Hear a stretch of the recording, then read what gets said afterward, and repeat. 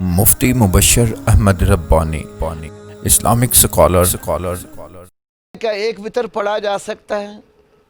جی بالکل پڑھا جا سکتا ہے۔ نبی کریم صلی اللہ علیہ وسلم کی حدیث ابو داؤد اور کئی کتابوں میں موجود ہے، من احب ان یوتر بخمس فلیفعل ومن احب ان یوتر بثلاث فلیفعل ومن احب ان یوتر بواحدۃ فلیفعل۔ جو 5 وتر پڑھنا پسند کرے وہ 5 پڑھ لے، جو 3 پڑھنا پسند کرے وہ 3 پڑھ لے، جو 1 وتر پڑھنا پسند کرے وہ 1 پڑھ لے۔ اس طرح بہت ساری صحیحین وغیرہ میں حدیث ہیں کہ آپ نے فرمایا کہ صلاۃ اللیل مثنی مثنی، رات کی نماز 2 رکعت ہے۔ فَإِذَا خَشِيَ أَحَدُكُمُ الصُّبْحَ فَلْيُصَلِّ رَكْعَةً وَاحِدَةً تُوتِرُ لَهُ مَا قَدْ صَلَّى۔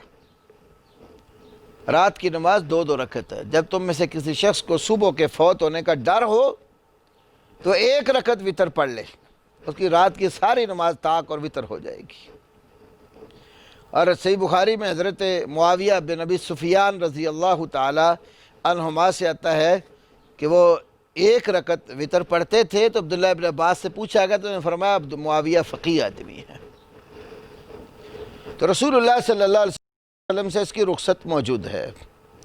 1 رکعت وتر بھی پڑھ سکتے ہیں، 3 بھی پڑھ سکتے ہیں، 5 بھی پڑھ سکتے ہیں، 7 اور 9 تک وتر پڑھنے سنن نسائی میں، بخاری، مسلم اور کئی کتابوں میں مختلف مقامات پر ان معانی کی احادیث موجود ہیں اور یہ بالکل صحیح ہے۔